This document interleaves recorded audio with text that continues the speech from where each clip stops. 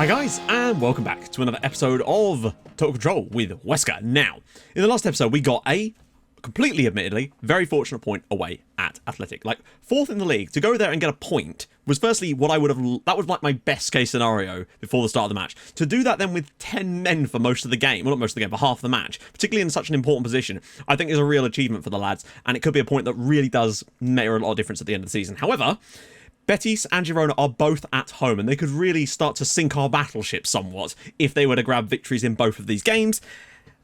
And I often find when you pick up an amazingly good result, be it like this, they tend to do even better. Let's see. Well, there you go. Eibar winning away at Betis. That is a huge one for us because they're the real team we're chasing at the moment. But we need Girona really to lose. That's going to be so difficult. I think they might win this. And they have gone and won that as well. I think that's 2 games in a row for them won, coming into the match against us, and they're starting to pull themselves away. Patrick Roberts scored for them. Fulham legend Patrick Roberts. So as things stand now, Girona up onto 22 points with 2 straight victories have really pulled themselves away.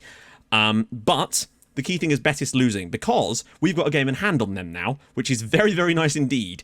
And the fact that Leganes have got 2 games in hand on us, I don't really see that too much of a detriment, because I really don't think they're going to do much. That might be the killer blow for me right there. But if we win our game in hand over Betis, against Girona, basically, we will go to within 2 points of safety, and that is a huge one that we absolutely need to win. And if things go against Valladolid in that period, we could also be level on points, or maybe even overtake them in the league, and really start to be climbing into that battle with Betis and Levante, and even Rayo Vallecano, who we played directly afterwards. We could go to within 1 point of Vallecano if we were to beat them as well, but that's really a big task. I want, from the next 2 matches, 4 points against Girona and Vallecano, but I would love 6. If we got 6, I'd say we're in a really good position. If we get anything less than 4, I think we're going to really struggle for the rest of the season, to be perfectly honest, and have to just keep plugging away. Because the form actually hasn't been great. Last 5 games, 4 points. Certainly better than it was, but it's nowhere near as good as it should be. When you actually look at the form table, we're right down towards the bottom. Thankfully, there are still teams worse than us. It's just a bit unfortunate that they are not teams like Vallecano. So, Acapo had an excellent game, and that actually really does encourage me a lot, to be honest, because Woodburn, again, he just didn't get into the right position, and I think it's because he's not really a striker. He's more of a winger that can play as a striker. Despite not having the player traits, it just seems that he has a tendency to make the runs that we don't really want him to. Although he did get into some good positions in the first half, kind of went away a little bit in the second half because we simply had no option. Juanpi made the most key passes. Yaya Toure just wasn't really up for it, unfortunately. Valencia with a 3-0 thumping of Valladolid. That is helpful. Come on, Villarreal, do us a favour. Oh, a 1-1 draw. That's not ideal. Not good at all. Oh, and also, we need, ideally, Vallecano to lose too. And they've lost 5-0, which is very, very helpful in terms of goal difference for us. Although I don't know if this league is done on goal difference or head-to-head. It must be head-to-head because Alaves have got the same points here as Getafe, and yet they are ahead of them in the league despite having a worse goal difference. So it doesn't really matter so much. It's more about the head-to-heads. The key thing is, though, those teams have all played their matches now, which gives us a bit of a chance. If we were to beat Girona next weekend, we would go to within a few points of those teams there and really starting to be dragging ourselves back up into the battle. Because again, it's starting to look like these are now the teams that are in trouble. But I suppose if we were to beat Girona, it would pull them back in a little bit more. And also, notice, we've scored more goals as well than Leganes, Valladolid, Betis and Vallecano. And nearly as many as Valladolid. We're certainly on par for scoring more than the others, but we have also conceded more than a lot of the others too. So, just cut down on goals being conceded and score a few more. Right, so, training. Obviously, I'm going to work on the teamwork one again. Actually, no, we're not. We're going to go attacking movement. It's Girona. We need to do that.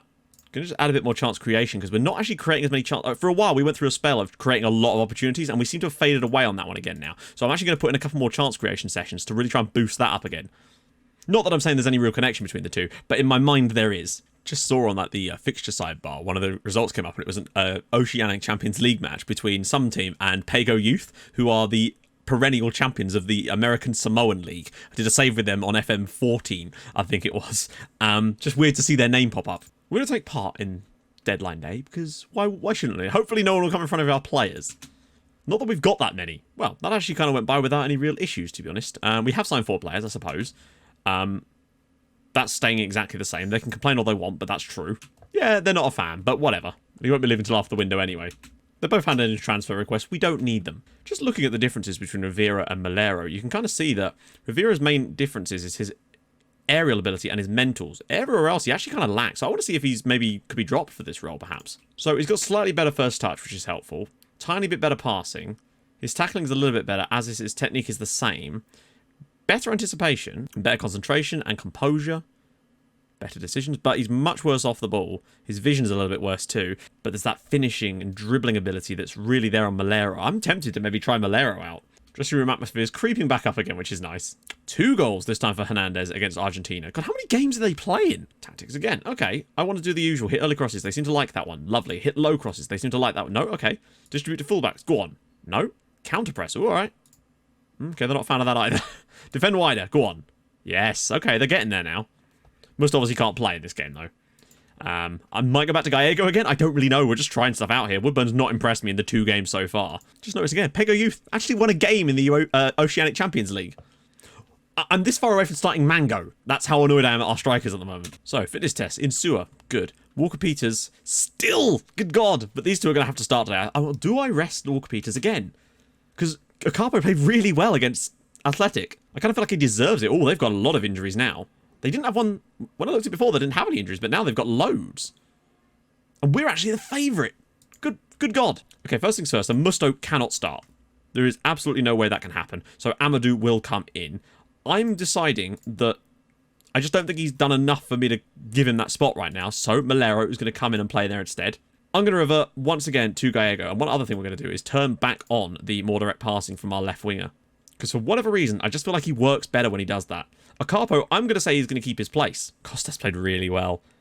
Like, do I want to drop him for Esheta? But I just feel like the partnership that those 2 have got might be more important right now.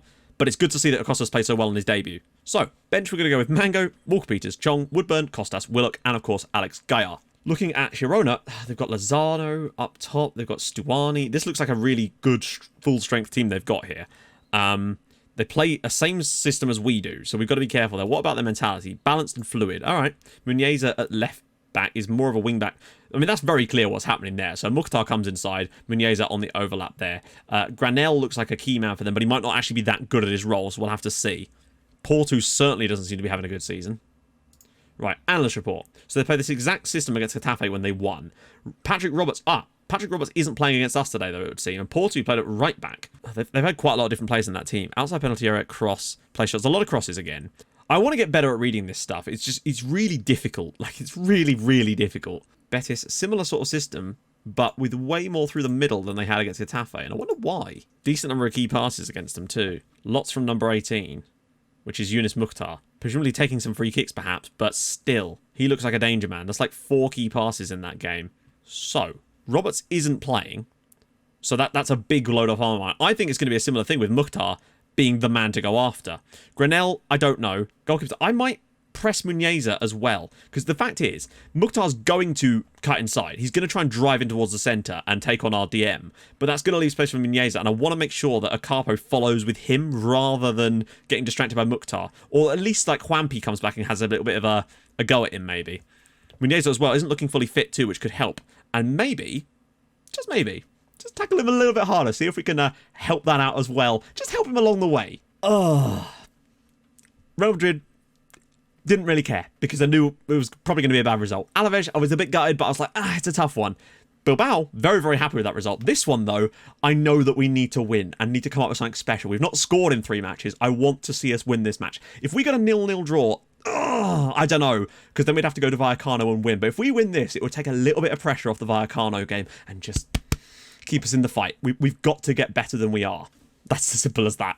Now, obviously, the big deal here for us is, of course, the fact that Malero is starting alongside Touré, and not only that, we've got Amadou playing in the defensive midfield role. So maybe he can do a better job there than Musto, and maybe it was actually just Musto that's actually been costing us points. But I don't know. I've liked his performances, but the 2 red cards he's got are really disappointing. But honestly, I just feel like we're missing Hernandez at the moment. Our inability to score goals and really create opportunities is starting to become a bit of a problem now. Let's go. Some changes to the team today. Hopefully, though, we can still come up with something. Galan, I want to see balls from this position in behind. That's kind of where we lacked when he doesn't play the long passes. Galan knocks it inside for Touré. Probably a long shot coming here, and I'm all right with that. Testing the goalkeeper early, getting a shot, warming up the keeper. That's fine. Galan will take the throw to Luisinho. Ball across, and Juanpi, Malero. Oh, they can't get the shot in. Malero straight, and it's saved by... Is that Bono in goal? A few minutes in, though, already getting a few shots on target, and another chance there for us. Good start. Really, really pleasing. Juanpi's ball in, and it's headed wide by Amadou. He looks like he's got that extra quality, and Ocapo does brilliantly. They're sort of making the kind of touches that I get annoyed when we make. So that looks like it could be a good sign. Carpo needs a good performance again, though, allowing him to drive forward. Gallego's in there. Can he find a ball to Galan? What a save from Bruno. This game has started off very, very well, but we've got to take our chances. Toure again. Look at the space that way for Luisinho. Oh, goes short for Galan. Whipped across, another corner. Really, really good start. Can Juanpi deliver a delicious ball? Insua's header saved by... No, he literally just says Bono. It's literally Bono. This is about as good a start as... We're literally just a goal away from this being the perfect start to the game. Insua. They're allowing space for our centre-backs to play the ball out the back as well. It's Shetta to Galan. Looking behind, maybe. He does find Gallego. Oh, my lord. What's he doing? Carpo looked very composed on the ball today. Maybe having Malero in the midfield as well is helping us. I don't know. Maybe Amadou's being more composed. Juanpi. It's getting in there. Gallego's in behind. He's got a bit too deep, surely. Can he win us? Oh, it's the best he could really do from that position. Amadou. Looks like he's taken a slight knock. Malero. Out wide for Luisinho. Bombing forward again. Is there another corner in it? No! Juanpi! Malero! Get that shot away. My goody aunt. Really composed. Oh, yes, Carpo. This time he's got to find a good ball. He does! Gallego! Juanpi! Oh, and it's saved again. Bernardo with the block. I'm ecstatic with the opening 15 minutes from a performance-wise. This is what we've been missing in those last few matches. Just that little bit of intensity. And we're really displaying some good stuff so far. Creating a few little opportunities, getting some shots away. Just testing the goalkeeper. Just brings it out of the air so comfortably. I love his work so far. He was great against Bilbao. Oh, that's poor. But we're going to win it back anyway. Galan. Maybe put one through. No. Luisinho. Whips one across. Juanpi! Oh, no. Yeah, I think this is the best approach, actually. Galan is probably better there because he's left-sided. And he's an attacking player. Probably better option than putting Walker Peters there. So we'll get Galan further back and get Gaillard on. It's not how I would have done it personally. But I think it's the way things are going to have to be. We're going to have a very, very strong attacking side of play on that one. It would seem Juanpi. Zips it through for Gaillard. What a save by Bono again. He's offside, actually. But they took too long over that, I think. And Carpo does amazingly well again. He's covering every blade of grass on that side of the pitch. Juanpi, good chance. Can he get the ball across? Nope, another corner. Tailed off a little bit towards the end of that first half, but just a genuinely brilliant performance from everybody out there. Yassine Bounou is the man of the match so far. Completely justified as well. He's been sensational. The only reason they're still in this match. This is quite literally a case of keep doing what you're doing, and surely a chance is going to come. Like, I do feel like, unfortunately, once again, the striker's just a bit anonymous in the team at the moment, and I just think that maybe Hernandez is primed for this type of system that we've now found ourselves in. The fact is we're creating opportunities now. Gallego just wasn't where we needed him to be. We've really not been as good since we had to make the changes. Amadou. He's gone for goal and Bono's there to make the save. I'm really confused as to what we can really do to change that. We're on top in this match. We're creating opportunities. Juanpi's through again! Oh, and again with the tackle! Oh. Take the shot, please! He just needs to shoot there. Ball in again. Insua's header! Galan! Say yes on the rebound. It's a Bernardo own goal in the end that gives Huesca the lead here. And you cannot say that we have not deserved that. We've been amazing tonight. This was just pure fortune, though. We've deserved the lead. Because look at this. Saved initially. Galan clears it here. And then Bernardo clears it against his own defender's arse. And into the back of the net. I think it was actually Bernardo's arse that it was cleared off. But whatever. Point is, 60 minutes on the clock. Huesca 1, Girona 0. That is a huge goal that could really change the way our season's gone. We've been phenomenal tonight. We really, really have. From a team perspective, we've been great. But we do need to do a little bit more from a creative perspective in the front areas. And here we go. Toure again. Ball over the top there would have been what we want. Malero out wide for Juanpi. Can he cut inside and find a ball maybe in behind for Gallego? Finds Gaillard instead. He's through.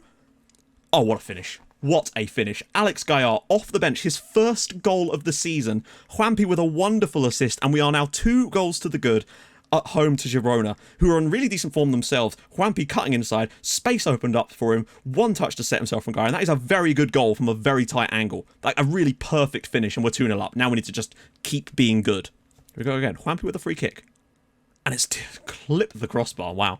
Like, if they grab a goal back, which, let's face it, is eminently possible in this match, because this is how things go for us a lot of the time, then there's still every chance that they can get back into this match. But the 2-0 lead is vastly superior to just hanging on to a 1-0 lead from an own goal, you know? Now we need to show some real defensive fortitude. I like the changes we've made to the squad today. I think they've done an excellent job. Well played, Carpo again. He is a monster at that position. I really, really like him there.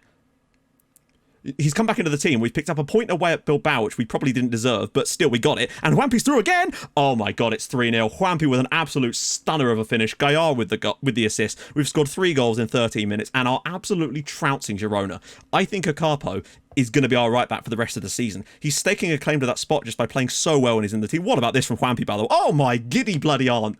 Juanpi's volleyed with the left foot. Wow. I think we're really starting to settle on a potential lineup that could go forward with us at the moment, but we still need to just sort out the striker role. That's the one thing that's left, really. Look inside for Woodburn, who's through. Can he finish it off? No, he can't. A tough one for him, though. A lot of players around there. That was a difficult opportunity. Don't know how well he's actually done, but I've seen a lot of things from him, and I like what he's done. Amadou. Malero, look at the space out wide. Oh, goes for Insua instead. Ball whipped across. Juanpi's there. Dinks one out. Toure! Oh, it's 4. Yaya Toure makes it 4-0 with a glorious little header. Juanpi, man of the match by a comfortable distance. I don't know what we've changed in this second half, but whatever it is working like a crazy bitch. This is sensational play from Juanpi, by the way. Just really composed.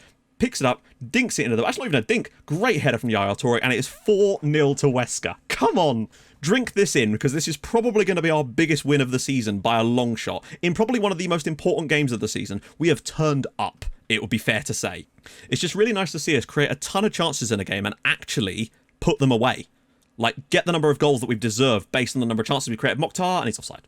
Oh, such tight, intricate football in really dangerous position, and we've really done well to work our way out of that. If we turn this into a goal or something, this would be probably one of the best goals we've scored this season.